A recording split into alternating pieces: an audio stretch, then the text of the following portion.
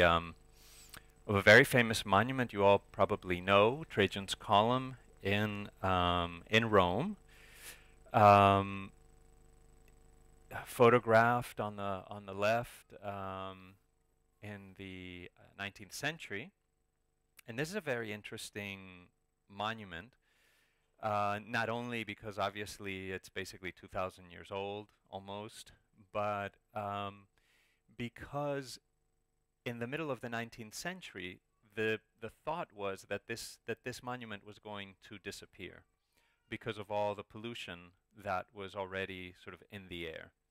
And so Napoleon III, French emperor, in 1861 commissioned a plaster cast of this monument so that the relief, the very famous relief around the monument, could be preserved. There were 3 of those monuments, monumental copies made. One stayed in Rome, one went to Paris, and the other one went to London, where it sat for about 10 years until in 1872 they reassembled it at the very new Victoria and Albert Museum. And in order to reassemble it, they built essentially a chimney. And they put this chimney up inside the museum, and then put around the chimney the various sections of the plaster copy. In other places, this is like, the plaster copy is like a cartoon which tells the story of Trajan sort of moving into and basically Germany and wiping out the Dacians and what have you. And so they've been laid out on tables in other places. This is the only one where it was reconstituted. And this chimney was just served the purpose of as a sort of a backing. And ever since they built it, it's been sort of, you know, closed. I mean, there was no real interest in the chimney. But to me, it became really a fascinating object because the people that built the chimneys, this particular chimney, were the same people that built the chimneys for the Industrial Revolution in England. And of course, when we think of the Industrial Revolution, we think of the incredible amount of pollution that was made during that period of time. Here's a picture of Sheffield on a Monday at noon, where you can barely see anything. Everything's just been sort of wiped out by the smoke. And of course, on a Sunday, where everyone's home and the factories are closed, you can actually regain the view of the sky. So to me, this was really really interesting, that these chimneys, which were the symbolism of the chimney, which today we look upon with negative connotations, but in the 19th century there was a real sort of ambivalence about the chimney, because the industrialists always said, this is the economy. You know, we should be very proud of these chimneys. The more smoke means the more jobs. But of course, since the 19th century, there have been various attempts to stop what they called back then the smoke demon. And so to me, it was very interesting that this monument, Trajan's Column, which was supposed to be saved from the smoke, was reconstituted around the very symbol of pollution. And part of what I'm interested in my practice is to sort of visualize pollution. How do we see it? And so what I did here, and I started sort of thinking about this. These are the cast courts of the Victoria and Albert Museum. And in the cast courts, the largest object in the museum is this cast of Trajan's Column. And of course, it's 12.5 stories tall, so they couldn't fit the entire thing inside the cast court. So they cut it in half, and they put the bottom and the top over here. So my idea was to basically cast the interior of this chimney and to place it right next to it. Which of course was a lot easier in theory than in practice, you know, to do this, because it's basically 4 stories tall. But I wanted to sort of make visible the interior of the object, which to me is a big part of the story of the cast itself. as an object, as opposed to, you know, the copy always making reference to the original, you know, the copy in itself having a history. And so this is the final sculpture. It's made out of latex, and it's a special type of latex, which is a conservation latex. It serves to clean monuments. So it's a relatively new technique, about 7, 8 years old. The latex has in it cleaning agent, and that cleaning agent softens all the dust and accretions that are on the surface of the stone, softens them up, and then absorbs them. And so when you remove the latex, when it's dry, it becomes a skin. When you remove it, all the dust and pollution is stuck to the surface of it.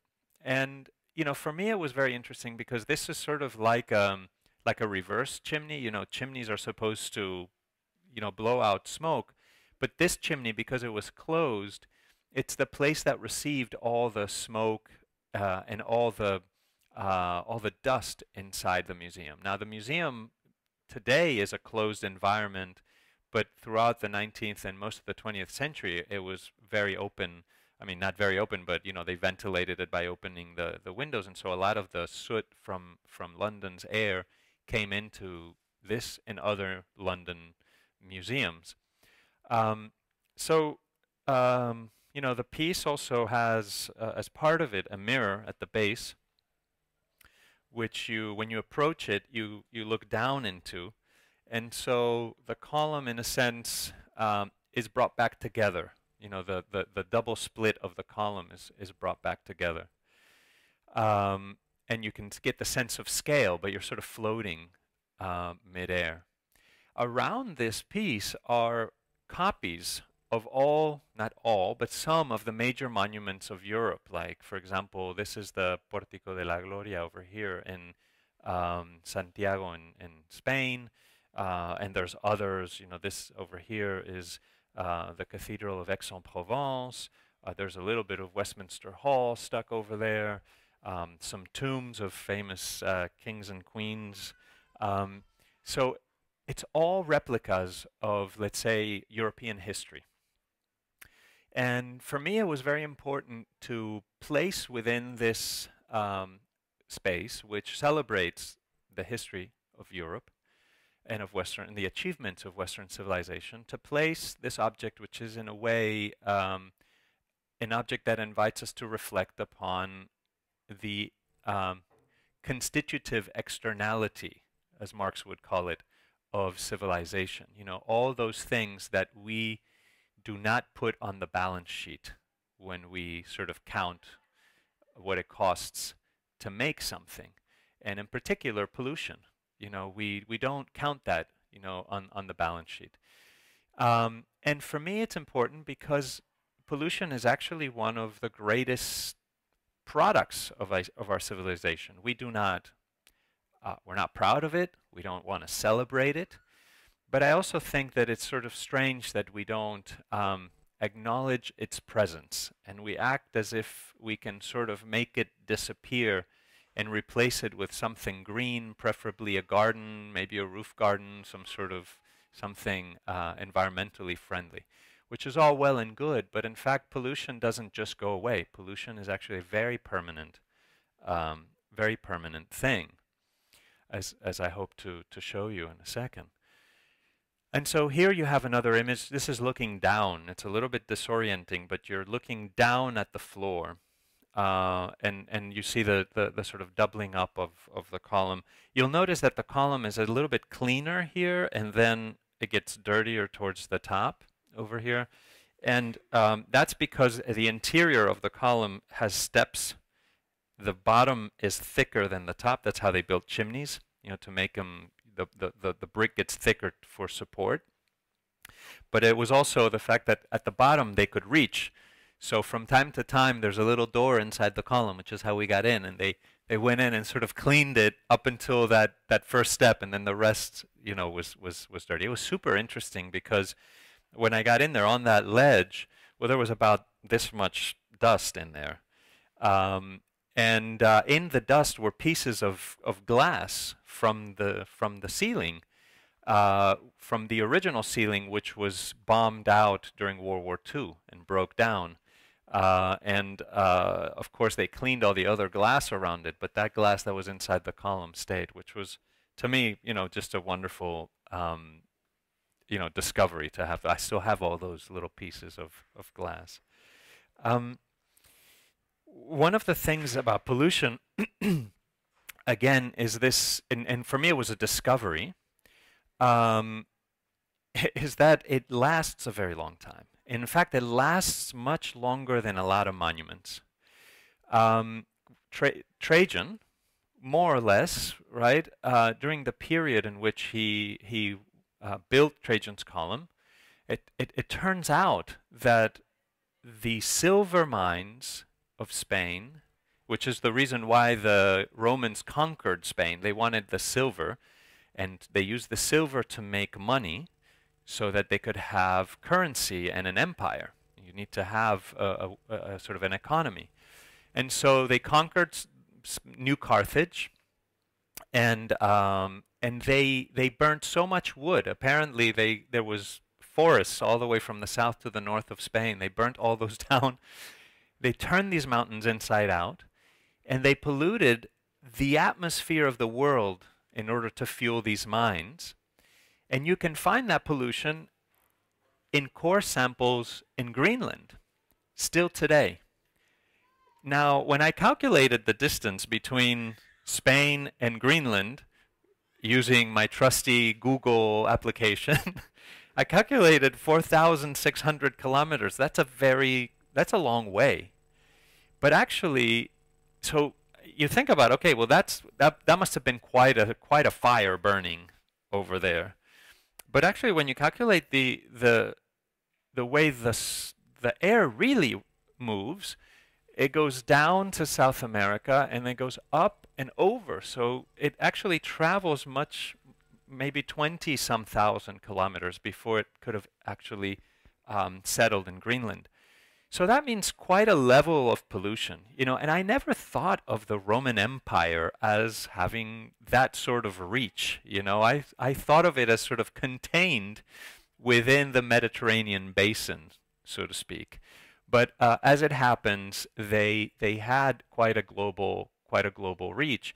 And because the byproduct of mining silver is lead, and lead is a very stable isotope, they could trace that lead isotope back to the precise mine in Spain. Now, after the collapse of the Roman Empire, there is no more atmospheric pollution until the Spaniards conquer South America and then open the mines of Peru and Mexico. And then you start getting atmospheric pollution again on a global scale, and we've continued that path up until the present. So this is the area in New Carthage. It is now called Murcia in Spain.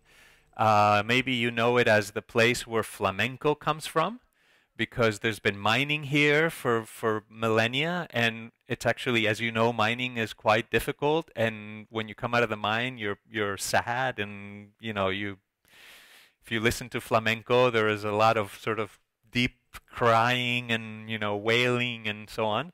So a lot of those people were actually miners coming out of the mine. The main festival is a few kilometers from here in La Unión, but I'm getting off topic. What you see here is a wash basin. This is where the water would come through these pipes, and and there would be another pipe for the ore that would come out of the mountain. And in here, it would be floated on arsenic and other types of really interesting chemicals that would separate the silver from the lead, and then you would be able to harvest it, and then they would dump the rest. Now these mines have been opened every time that there was a sort of economic downturn in Spain. So when Napoleon invaded, they reopened the mines. When Franco was isolated from the world's economy, he reopened the mines. So there's a sort of mining history here that's quite long.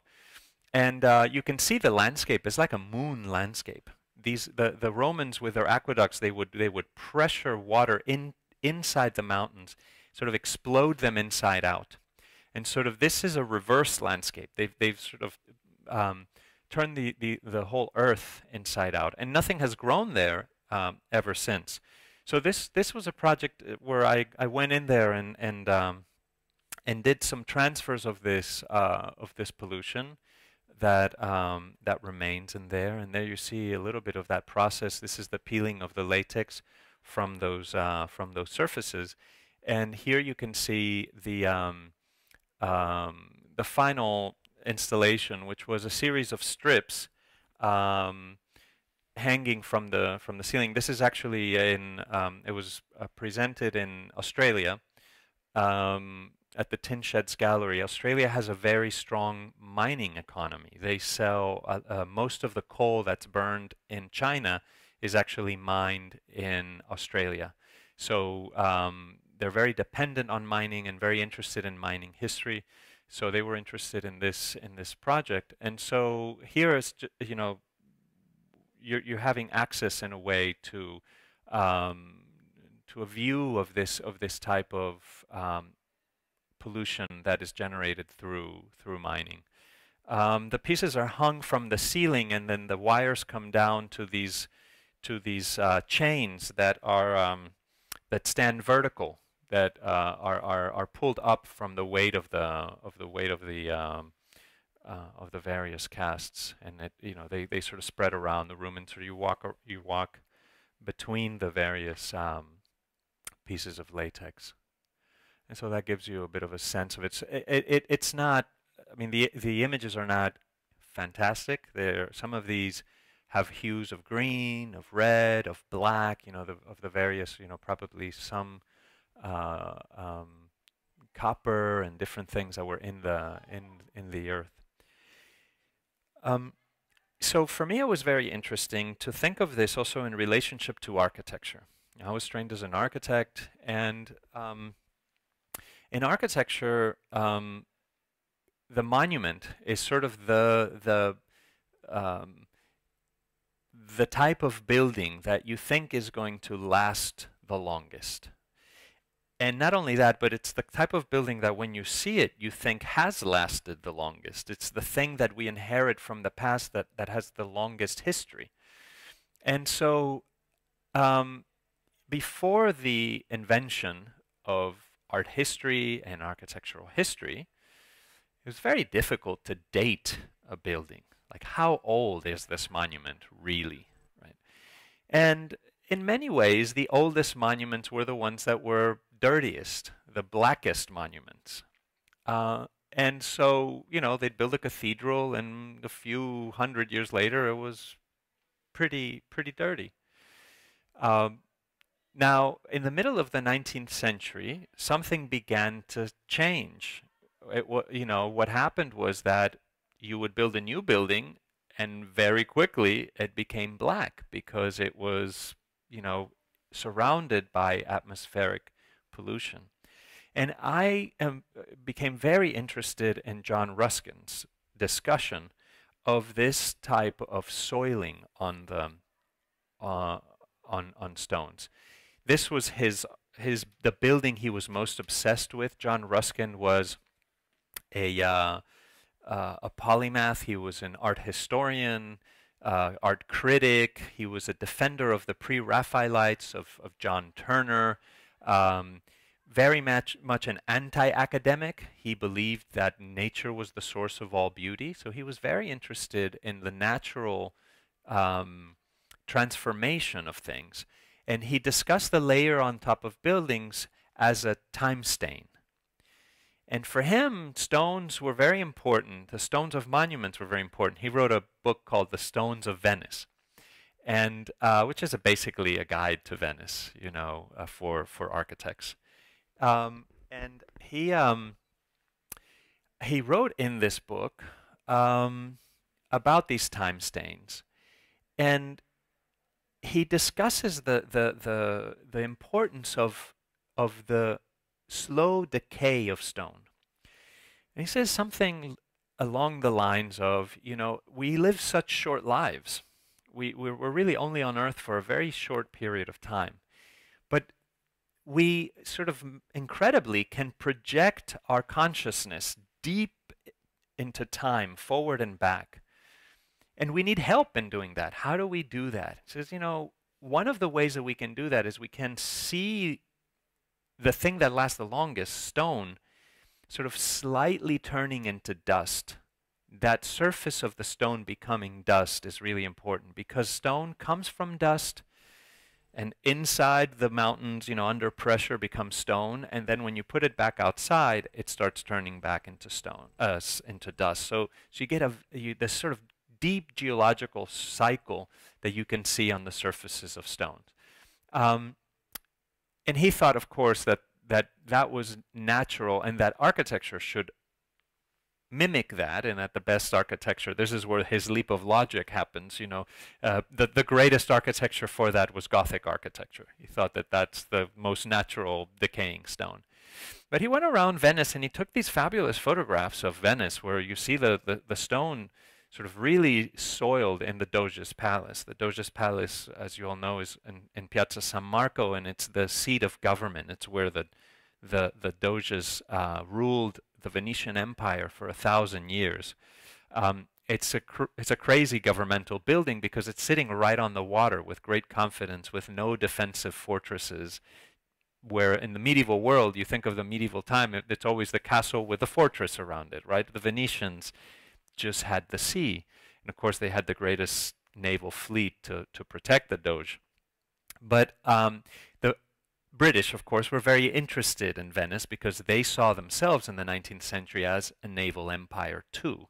And so the question was, are we a Gothic country, or are we a, you know, neoclassical sort of Palladio, the sort of the inland landed aristocracy, or are we Gothic, the sort of naval fleet? He was very much for that. And of course, this is the time when the British Parliament burns down and they, as you know, rebuild it in neo-Gothic style.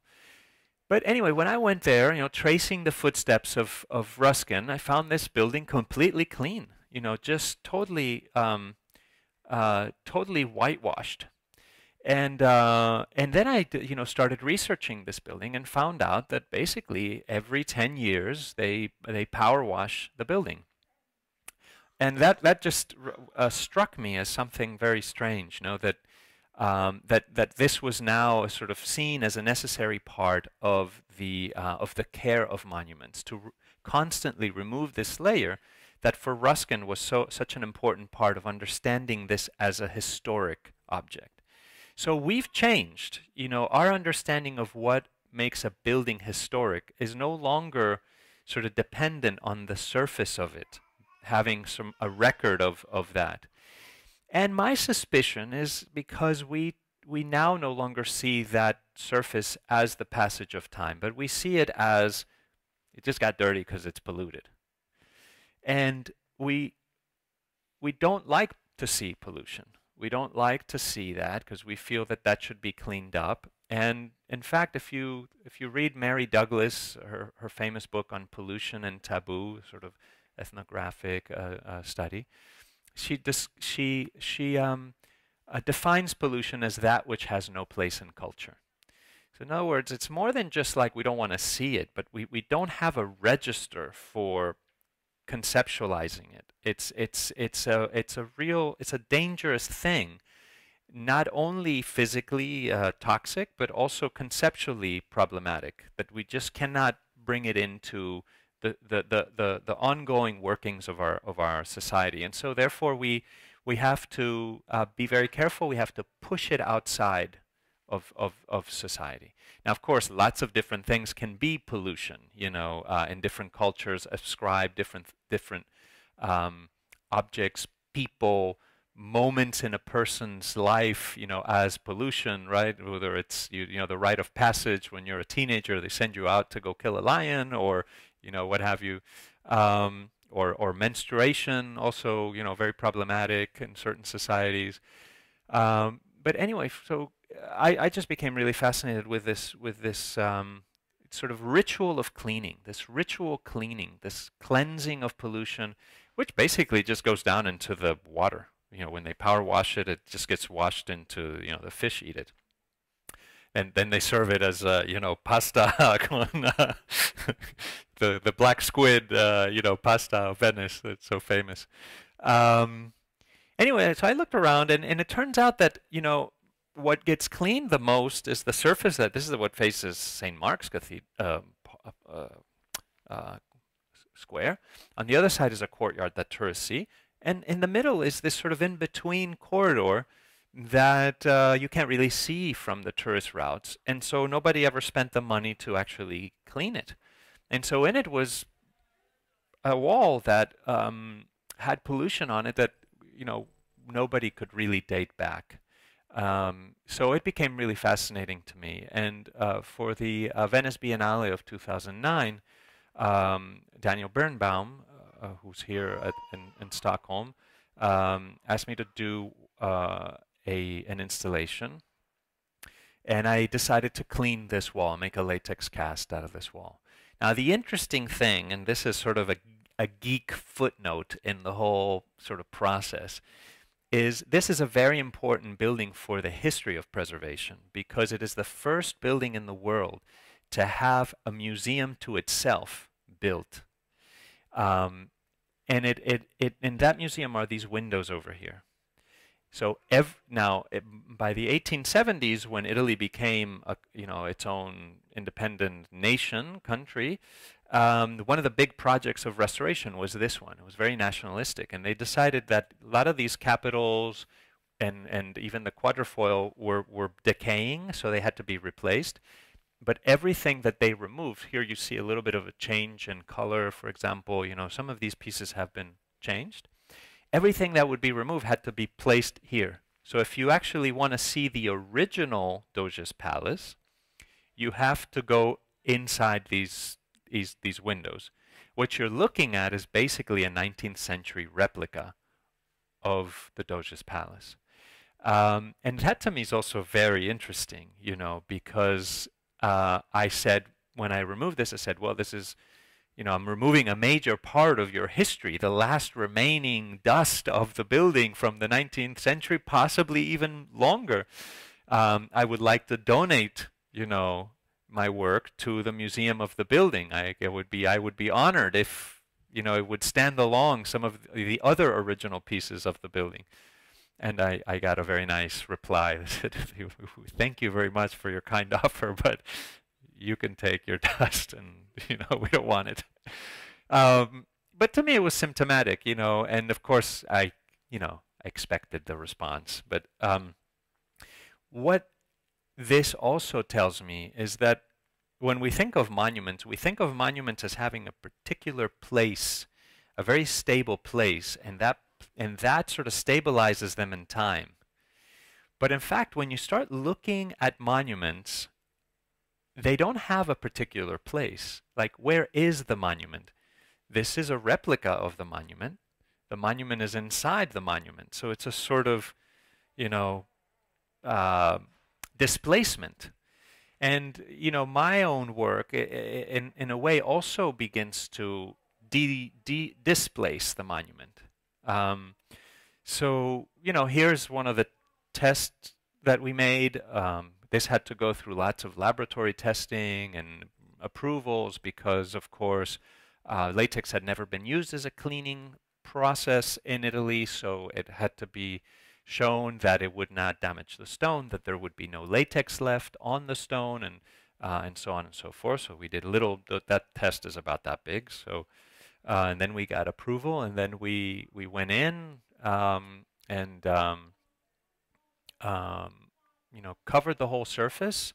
This is about 12 meters by 7 meters with latex. Then it dried, and then you can see the canvas of the latex being pulled off. There you see that cornice, and you can get a glimpse of that. This is stucco up here, and this is pietra d'Istria, sort of limestone from across the Adriatic from Istria. and that really picks up the soil, but this one wasn't as much, so this is a little bit lighter. And so here you have the final piece. This is the work that was exhibited at the Biennale, and next to the original wall. So you see the contrast. In fact, you can see even here this column capital, which bites into the wall, is that little piece over here. Now this is after I cleaned the walls, which was a very light cleaning, and you notice the difference between, this is the same stone, notice the difference between this color and that color. That color over there is the cleaning that is being done normally on this sequence in the stone, which is actually very aggressive. It's a rather deep cleaning that removes a little bit of the surface of the stone. So that's, for me, another thing to consider. Are we sometimes going too far in the cleaning? And actually over the long haul, maybe not taking proper care of these buildings. But in the end, it's about what do these buildings mean? What is their significance? Well, obviously they're monuments, so they stand for culture.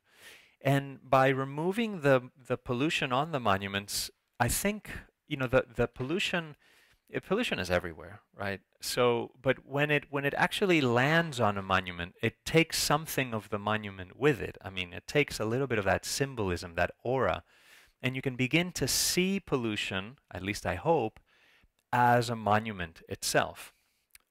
So that's partly why I'm interested in cleaning monuments.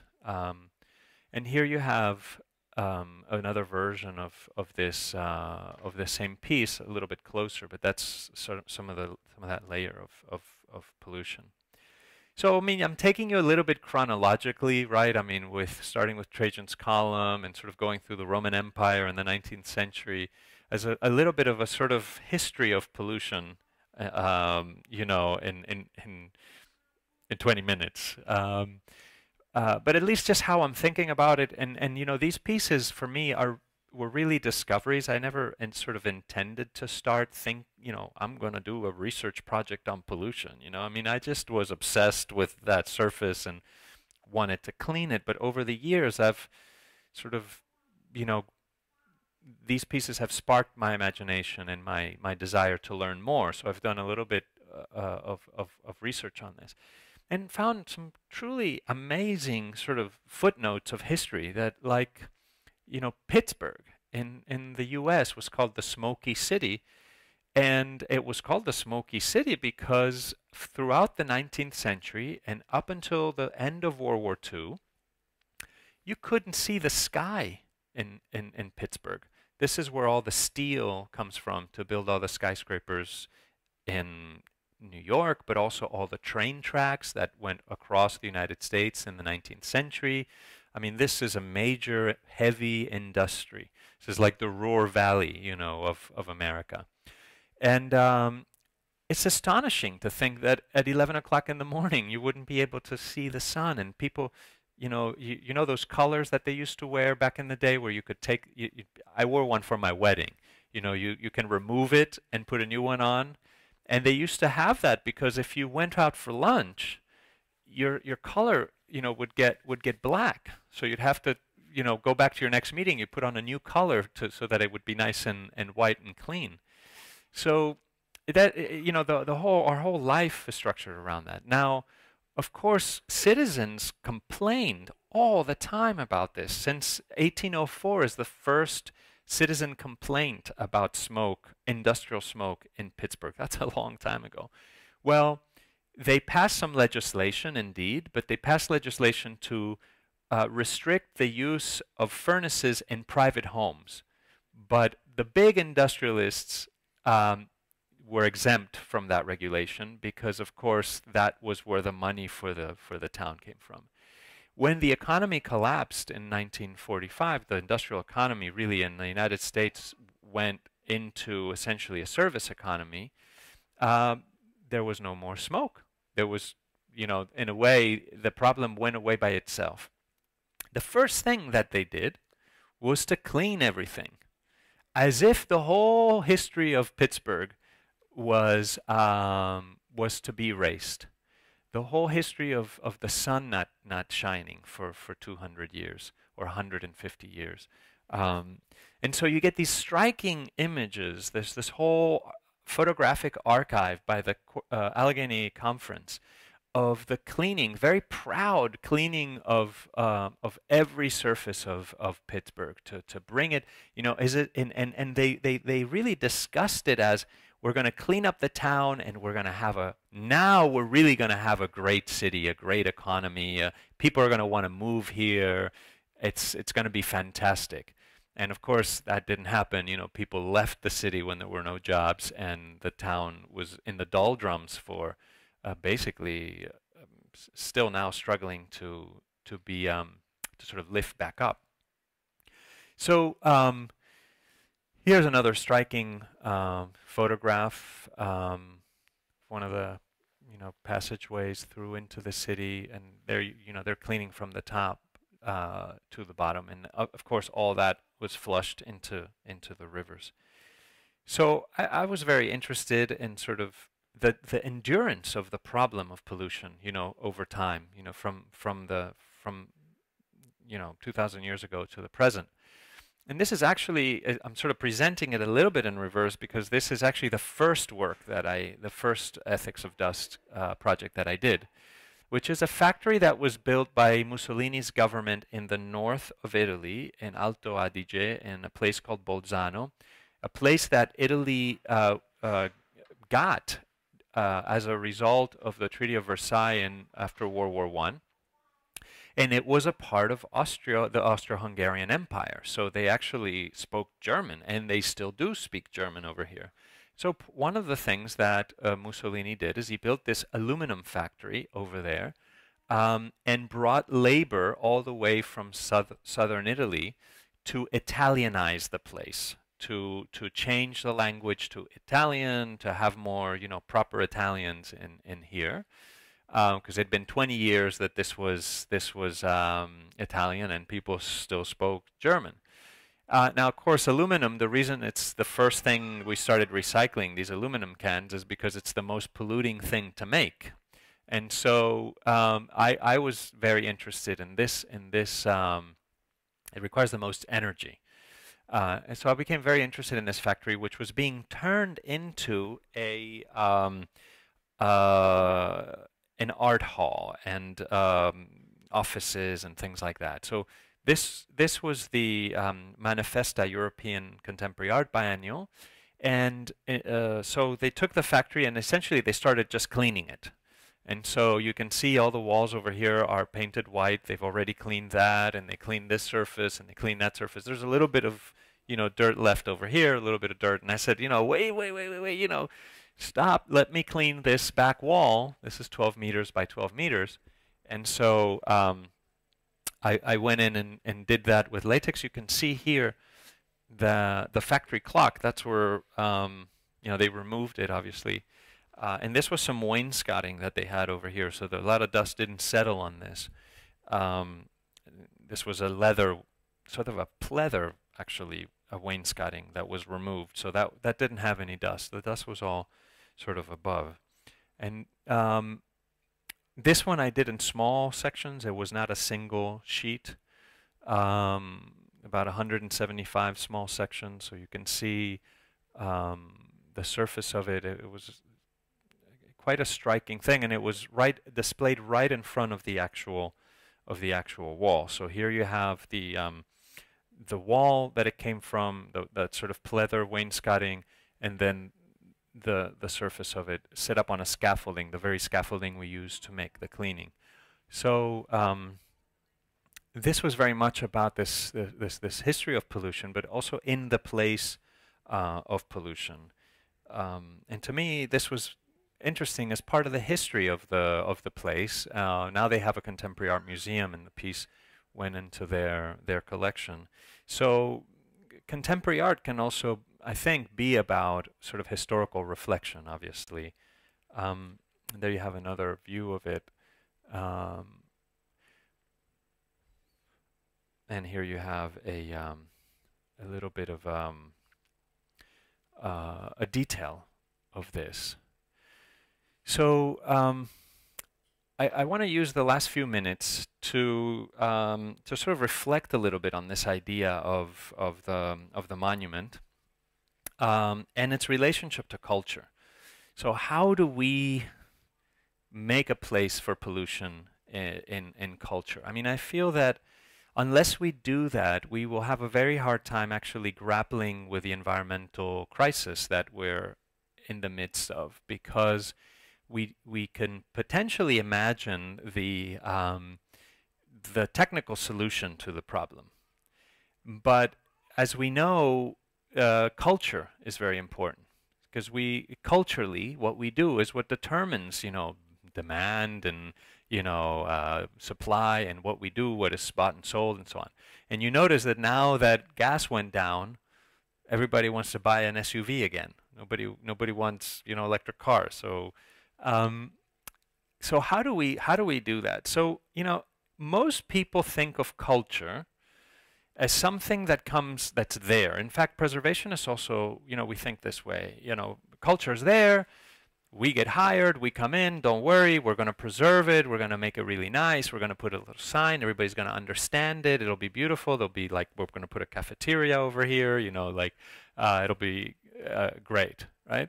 But in fact, what I think is that culture is something that we make now. I mean, and we do that by choosing certain things. We choose objects to help us define culture. And culture is also something that gives us a sense of security in face of the future. Because it's very scary. I notice that with my children. I mean, I was born in Spain, raised partly in the United States. My wife is French. We're all confused. We have no idea, right? And so, like, when we had children, that's the scariest part in your, one of the scariest parts in your life. What are we gonna do? How are we gonna like help these little beings, go along? So we said, well, of course, they have to learn French and they have to learn Spanish and they must eat, the Spanish way, and they must, do everything the way that we know, right, to be true and right. So it's a comforting thing, right? But how do we choose? How do we do that, right? So we need something to help us transition. Culture helps us transition from the past into the future. Now, we can criticize that and say we need a better future, and that's the typical critique against, culture, is that, it's just conventionalism and we need to break with it in order to sort of move on. But in fact, we can't move on without some culture, without choosing something. And so I'm very interested in the role that monuments play in this. And I think of monuments as cultural transitional objects. And this is something I've been thinking about as I've done these artworks. Because think of the Eiffel Tower. The Eiffel Tower was meant to be an ephemeral building that was supposed to be demolished right after the fair. But it was such a huge success, and people loved it so much, and that there was a citizen movement to save it and prevent it from being demolished. Now, I realize that's a bit conflictual here in a building that's about to be demolished, to say that it's possible to say, or that it can outlast its life, and I realize that I use demolition here in a sort of loose way because it's going to be reused, my understanding is, but it's going to lose part of its original sort of sense of purpose. But be that as it may, I'm very interested in this idea that you can choose an object. And that choice is the beginning of preservation, right? Because we always say, preservation always gets criticized for being subjective, and oh my God, on what basis do you decide to choose something or not? Well, preservation is that very process of fighting it out and sort of discussing it, but there needs to be a proposal. There needs to be a first initial drive to say, let's save this, let's choose this. Now, I'm gonna say something that is gonna be a little bit crazy, and I don't mean to infantilize what I'm trying to portray, but I would liken the act of choosing a building like the Eiffel Tower to the act of a child choosing a teddy bear. A teddy bear is a very important, you know, or the blanket, or, you know, what have you. These are, why do children choose these things? I mean, you know, you take them to a store, there's 1,000 teddy bears, and they say, that one. And they grab it, and that thing becomes theirs. Well, Winnicott, who was a child psychoanalyst, the first, you know, Freud interviewed grown-ups about children, and he interviewed children about their lives. It turns out children have a very hard time with the future. They have a very hard time transitioning from one place to another, inside to outside, sleeping to waking, because they don't know if it's going to be there. They have a hard time figuring out what the real is. So actualizing something. And so they pick an object, and then they say, this is mine, right? And I'm not going to leave the home without it. And if you try to leave the home and you can't find the teddy bear, they go berserk, right? They start screaming, they yell, and you have two choices as a parent. You can say, we're leaving. You know, get your act together, we're out of here. Or you can say, let's look for the teddy bear. Most parents are so panicked that they go look for the teddy bear and will not leave the house until that teddy bear reappears. In that process, Winnicott discussed as the process of reality happening for the child, because the child had chosen this object and the parents had confirmed that that object was important. And basically parents are the world for children, right? It's like the idea of the social is reduced to the family, essentially, for a child. And from there, there's onion rings that move out. So there is this confirmation. You make an assertion and you get a confirmation back. That's the process of preservation. You could say it is completely subjective, but it's an assertion that preservationists make. This is important. And then you hear, you listen. Is this something that other people think is also real or not? And that's the way I think about my relationship with pollution. I mean, I'm sort of speculating that this thing is important.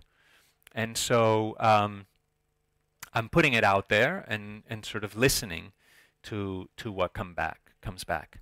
And so with that, maybe I'll conclude and hear what you think and listening a little bit for your thoughts. Thank you very much for your attention.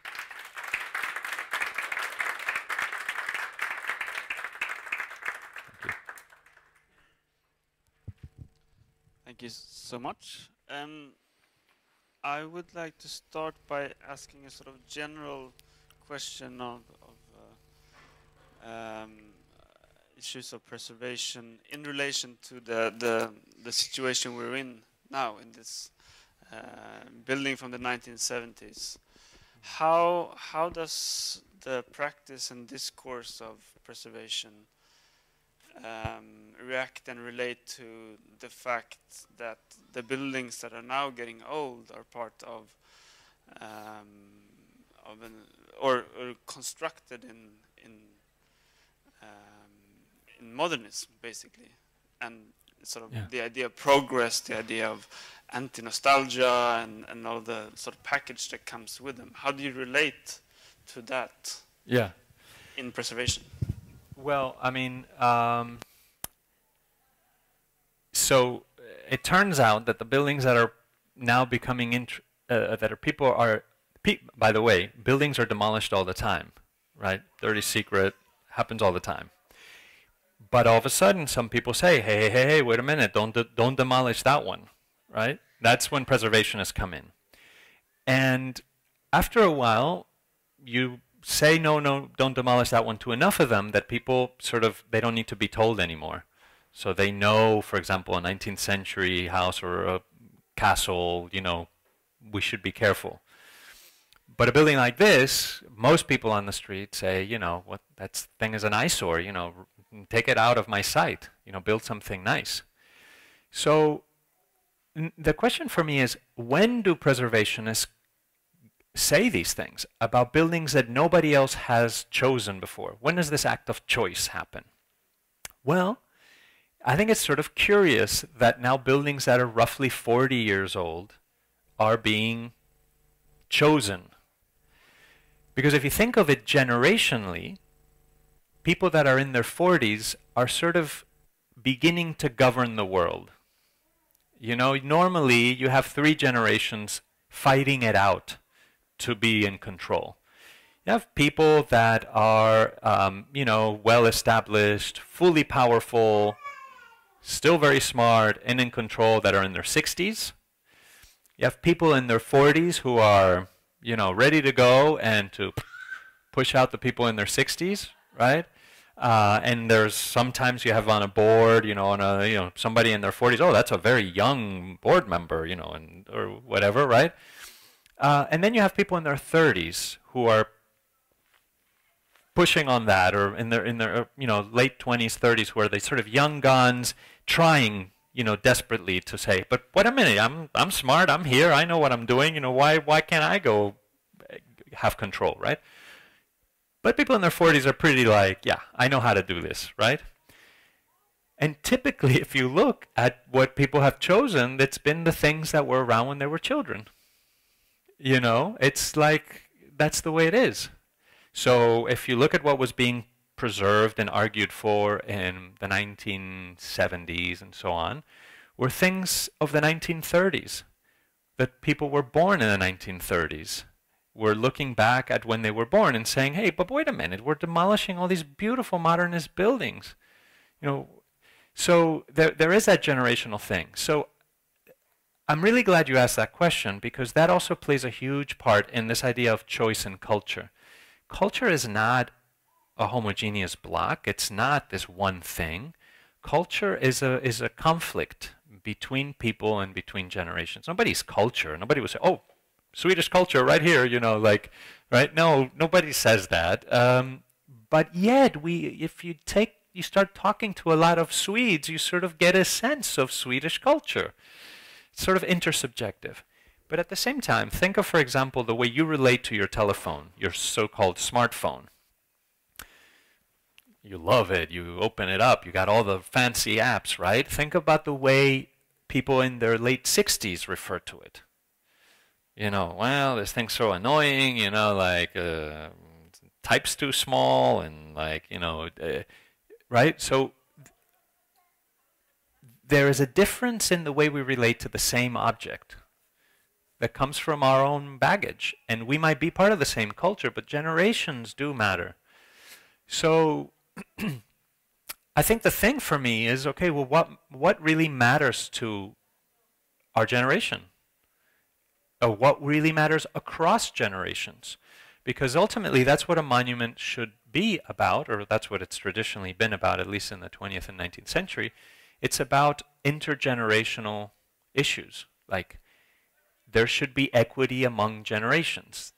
We should have the same as the previous generation, and the next generation should have access to the same clean air and clean water that we had access to. Well, we don't have access to clean air and clean water anymore, but maybe like just as clean, not any dirtier, no? So I think that's for me what's important. So when I see a building like this, I'm of course drawn to it. This is, you know, my childhood. So I'm very pro preserving a building like this and preserving brutalism in general. But then the question is, we have to go beyond the sort of choice to articulating the reasons why we make that choice. You know, it can't just be pure narcissism of like, oh, that was my childhood and I loved it and I had such a good time in concrete buildings. You know, it has to be like, what does this thing stand for?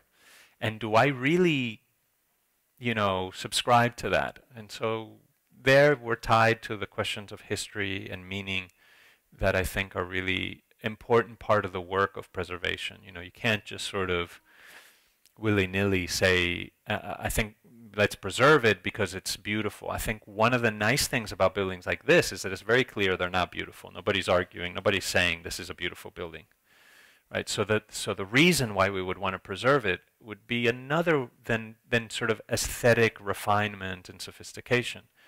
It might be more political. It might be more, you know, social. I don't know.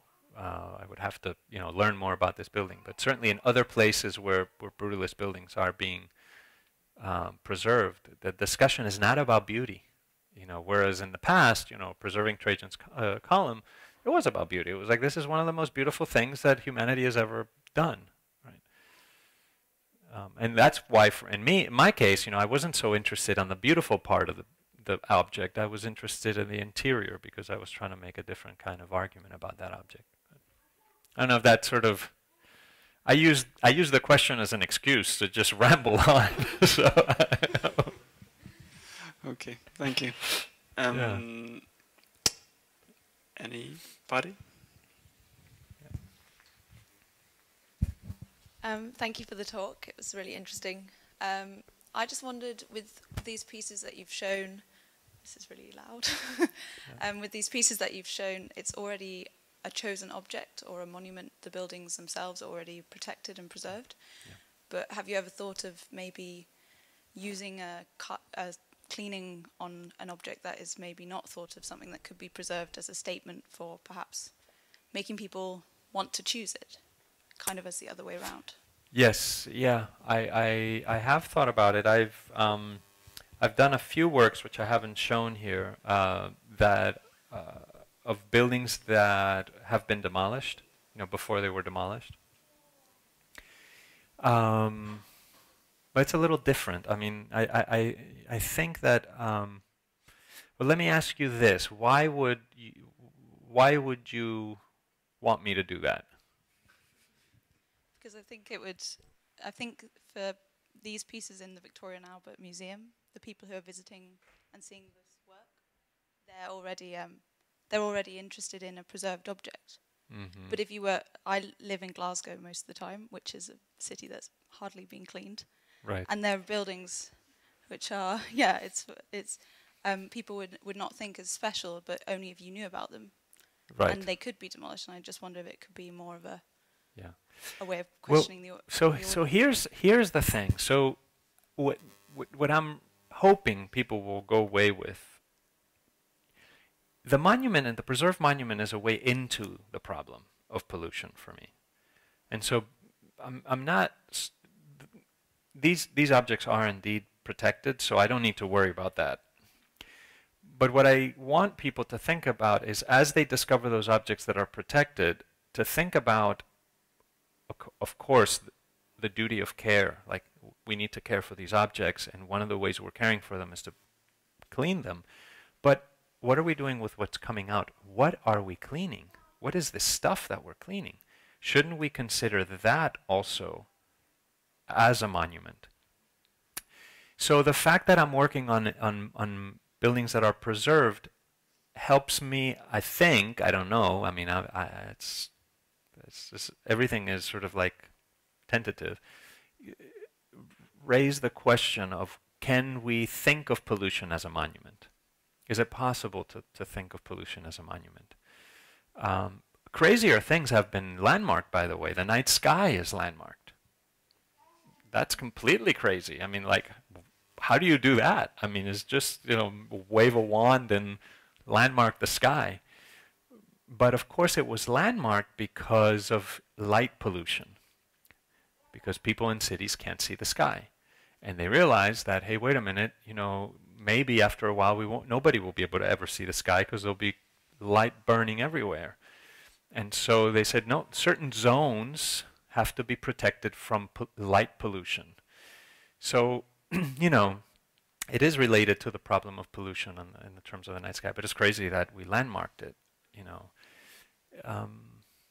But that's how I would. So I in order to do building, I think it's harder. I'm not opposed to doing buildings that are not landmarked, but it's harder, or the problem becomes a different problem.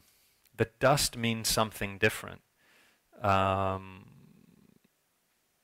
because it's, yeah, I mean, the relationship, because this pollution's never free from the building that it was removed from. That's also part of the thing. It's sort of it's pollution, but it's pollution from this building or that object. So it also, it's sort of like, where is the monument? You know, where is it, inside itself? Is it outside itself? Is it sort of, and I'm interested in that sort of displacement of the monument. Yeah.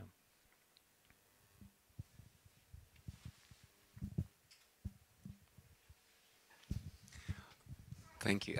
I think it's a pretty technical question, perhaps, but I'm thinking of this the history of dust that you could remove with this latex procedure. As could that be something that could actually be kind of a way to document both buildings and kind of buildings' immediate environment? Because it's kind of, if you like, if you do some kind of preservation work in a building, you often, for example, try to figure out what was the original color. Yep. And what kind of paint it was. And of course, all these layers of paint, and actually it was painted this color in, you know, this 1924. And you can figure out, okay, we're going to restore this building to a very specific time period. And you can also see in between these layers that there was it was longer time between these two coats because it has a lot of dust and all of that. Yes, right. Yeah. And these kind of procedures are often kept, perhaps, you know, behind a door or something, or at least carefully photographed as a documentation on, firstly, perhaps the act of preservation, but also the as a kind of a documentation, the history of the building. Yeah. So I'm thinking if this is actually, it's somehow more complete as a documentation procedure, also as saying something about the environment the building is standing in, if you could actually do kind of samples showing that this dust is not just from the cars next to it, actually dust from another country, and you can. Right. It seems extremely interesting as a technical kind of procedure. You know, you made me think as you asked this question that I didn't really answer the whole experimental preservation issue, and this is actually one of the core things. I mean, that these works are obviously art, but they are also an attempt to document the building and create a different type of documentation of the building. And so, yeah, no, I think you're absolutely right.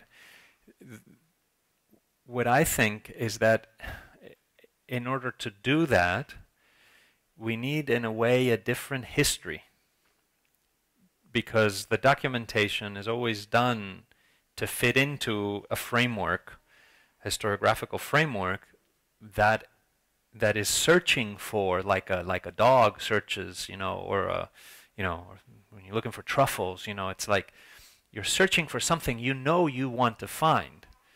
And so, for the most part, you're looking for color, you know, you're looking for the stylistic, you know, things.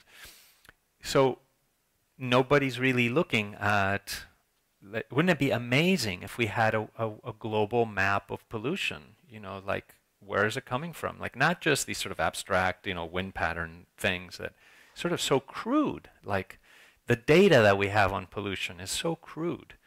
And if we could look historically at the pollution, the monuments are the best place to go look for it. But, you know, in laboratory samples, you really have to look for what you're going to find. You always have to ask the laboratory to test for this and that.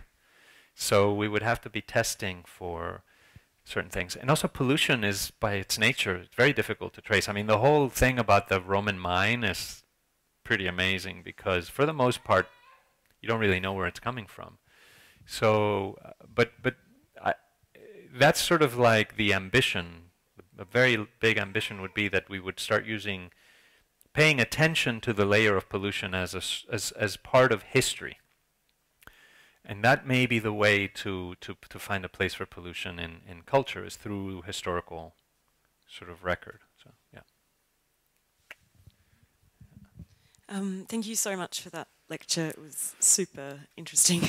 I guess I just wanted to clarify maybe. I'm not sure if I was following entirely, because I was thinking about how you locate this kind of careful, through this careful tracing, it's you locate a kind of interface where it's not this like lightning strike from the base to the superstructure kind of situation, where it's actually this interface that's switching between architecture and economy and the labor that went into this kind of entire industrial revolution moment. And I was just wondering, how do you relate your work to kind of discourses of hygiene, of the kind of cleaning that was inherent in, at least speaking as a planner, in the kind of modernist moments, which is again a hangover of this industrial revolution. But for me, it doesn't feel like a modernist gesture. And I wondered if you could kind of relate your practice to these kind of discourses of hygiene or modernism generally. Well, I mean, I think those discourses were very much an attempt to take pollution out of the cultural world, and this is an attempt to sort of say we didn't succeed and it's impossible to succeed. So maybe the whole idea that I mean, because I think there's different types of hygiene, right? Like I think taking showers is important. You know, we should all do that. It's a really good thing, you know. But the whole idea that the way that this idea of hygiene, of personal hygiene, has been translated into the cultural, you know, that the whole culture should be hygienic. And of course, that led to all sorts of problems of certain parts, certain groups of the culture being identified as polluting the rest, or certain things, you know, like in Pittsburgh, the example, like the smoke and so on. So, you know, I suppose the only way I could relate to that question would be to say this is sort of, it's not even like a negation of that process. It's a sort of attempt to find a different way of relating to the pollution without celebrating it. I'm not trying, I don't think pollution's good, you know, it just, but we need to sort of relate to it. For example, if we were to say the sky is a landmarked sky, right? We're going to landmark the sky as it is today. We would solve the problem of pollution, because we would say it cannot be changed. You know, we cannot add more stuff to it. It's no more additions, no more contemporary additions to the sky. You know, we like it just the way it is. So all of a sudden we would put in place regulation to protect the sky. Now, some people think of that as environmentalism, but you could think of that as a historical problem too. You could think of that as an aesthetic problem. So, you know, there's many different ways to go at it, and so that's I guess what I'm maybe trying to propose, is that we relate to this problem differently. Because if the only way we relate to it is technocratically, I mean, the idea that technology will fix the problem of technology, we know that doesn't work. I mean, we've seen that fail over and over again. Technology is part of the issue, certainly, but also culture. I mean, so I think cultural producers, like ourselves, you know, need to just try to think about this a little bit. That's, at least that's what I'm trying to do. I mean, I'm not, you know, I don't know how, you know, this is, I mean, really, this is a little fly, and, you know, but hopefully people see this and start thinking and then do their own thing. I don't know. So, can I sneak in a second question? Sure, really sure. quick. Sorry. I mean, it's really beautiful work. It's fantastic to see it. I just wondered then if we can read this as a kind of critique of the modernist gesture of the kind of hygienic cleaning, is there a relation in your work towards feminist practices and maintenance arts and the kind of theory of, I mean, Catherine Schoenfield in the British context, looking at the kind of feminist critique of modernism and then this maintenance or, yeah, the way they've been working with this. Yeah. No, absolutely. I think I've been very, yeah, I've been very influenced by that feminist critique and by a lot of, you know, female artists, you know, who have sort of led the way.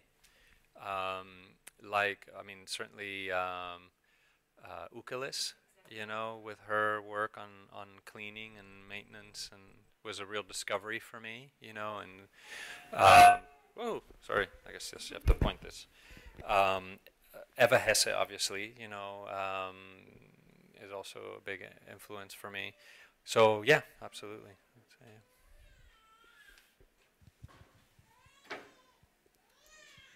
Don't be shy. Maybe it's time for a drink. Yeah, the bar is open in the courtyard.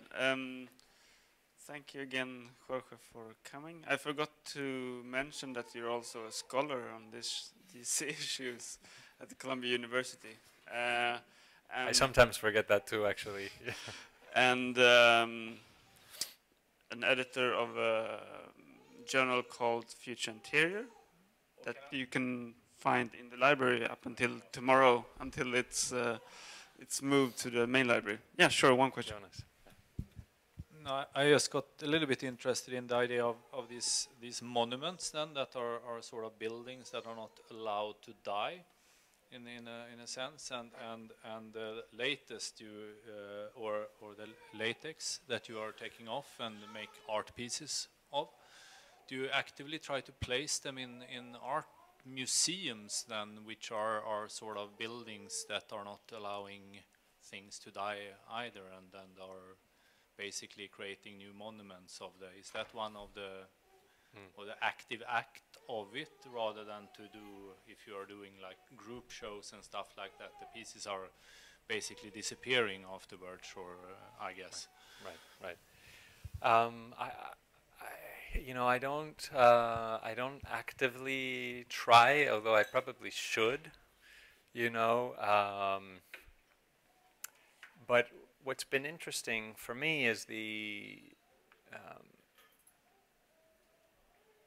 art world's sophistication. Just the capacity of the art world to deal with extraordinarily complex issues. And so I think having been trained as an architect, I realized the sort of limited palette that I was playing with as an architect. It's very hard to sort of go into a final review and say, you know, my building is about love.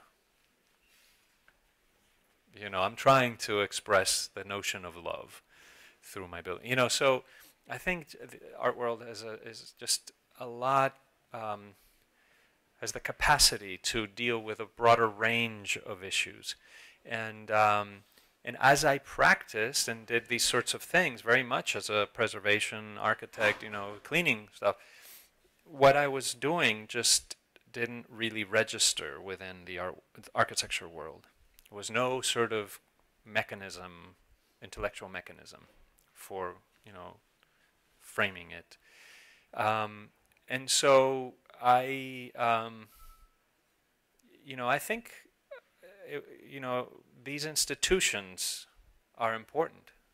These institutions are important. I mean, they are, I think, the whipping boy of a lot of critics, you know, staid, you know, dusty. I love dusty institutions, obviously. That's like, but I think they're important. And the fact that, let's say, a piece would not be shown at a museum, or let's say would enter into the private world, they are still maintained and they're still kept. I mean, I think you get into the question of sort of,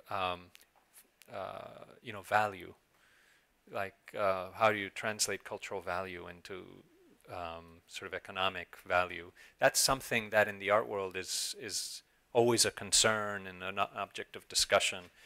not something that I've been sort of really actively, engaged in. I am interested in museums as some of the precursors of preservation. Some of the first laboratories for preservation were in museums here in Sweden. Some of the early architecture museums, and for me, it's all connected. I think there's people that like to sort of separate things, and people that like to sort of stick them together and join them. And for me, it's been a process of trying to stick them together, which is complicated, because you spend your life trying to convince yourself that you are something, and then you discover that you're not that thing, So so I'm not too worried about it. Maybe I'm misunderstanding your question. I'm not too worried about the being in museums. Is that what you're worried about? No. Not at all. What are you worried about? No, but I was not worried. I was just interested in also it's a kind of it's very poetic to think about. In the museums, they have a whole department to preserve and to not let things disappear, yes, or die, and that if the material in itself is preservation material, and then you have a lot of staff basically preserving preservation material, which is their material from the beginning, right, and making a monument of that, which are creating some sort of balance between the building and its dust, or the pollution, then where the pollution ends up becoming a monument, which is partly one of the ideas of it when it's lifted up to that level. So that was basically so I'm not worried at all. I kind of like the idea of it. It's more than it ends up in the private world, where they also preserve it, but for other reasons, right, or at least where the financial reasons could be stronger than the sort of the monument reasons in that, even if they sometimes or quite often are the same. yes. Okay. No, thank you for that, because you actually put it in much better words than I could have, so I appreciate that. I think that's a good ending comment.